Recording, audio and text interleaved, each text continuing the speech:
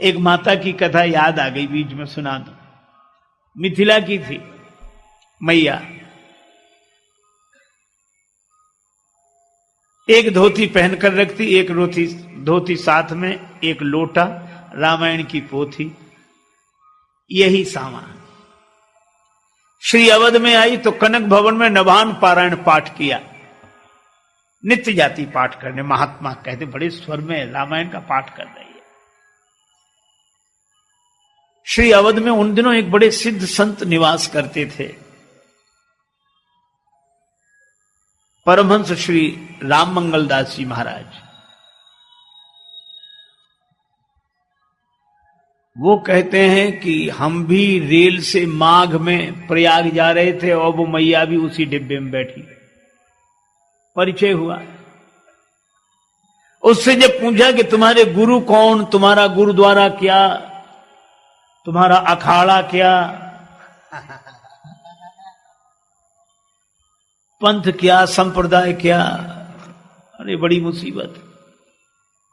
पर वो देवी आंखों में आंसू भर के रामचरितमानस की पोथी माथे से लगाती और कहती, गुरु यही गुरुद्वार, इन्हीं की सेवा में मन लाऊं, और इष्ट यही इस पोथी में ही दर्शन प्रभु के पाऊं। हमारे गुरु यही, गुरुद्वारा यही, इष्ट देव यही। तीर्थों में कर पाठ प्रेम से परिपरि पाए मनाऊं, और जहां जहां जाऊं तहां तुलसी कृत रामायण ही गाऊं।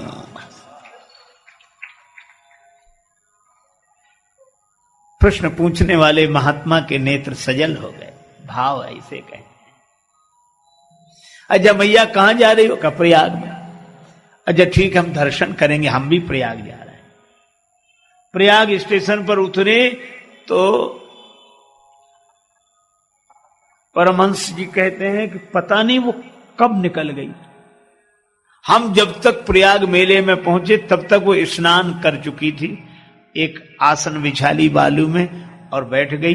मैंने देखा तो मैं भी दूर बैठ गया, उसकी गतिविधि देखने लगा। उसने एक लोटा जल भर के रख लिया, एक कोई भगत आया तो गुड़ का प्रसाद दे गया दोने में, दोना रख लिया, और उसने रामचरितमानस की पोथी खोली। बाबा कहते हैं कि मैंने अपनी आंखों से देखा, श्रवणों से सुस्पष्ट दृष्टि जागृत सो देख रहे कि ग्रंथ के पृष्ठ क्षण एक फड़फड़ा गए। कोई हवा नहीं, पर हमें लगा जैसे ग्रंथ के पन्ने हिलने लगे। मैंने गौर से देखा तो पृष्ठ भये शांत, पृष्ठ भये शांत, तो अनुपम सुकांति लिए तीनों सुवेश समीप अति आ गए। श्री सीताराम लक्ष्मण प्रकट हो गया। और वो वृद्धा जिस मूर्ति के सामने दोना कर देती तो मूर्तियां जैसे उसमें से प्रसाद ले रही हों। धन्य है विनीतवा वृद्धा को भक्ति भाव, जाके करण सो प्रसाद हो प्रभु पा गए। और करके प्रणाम माथ दीनो मही में टेक, एक साथ ग्रंथ में स्वरूप सब समा गए। बाबा कहते हैं मैं सोचने लगा, वक्ता बन बन के सृजे कितनों ने धन धाम, पर ऐसे प्रेमिन को मिलत रामायण में राम। ऐसे प्रेमियों को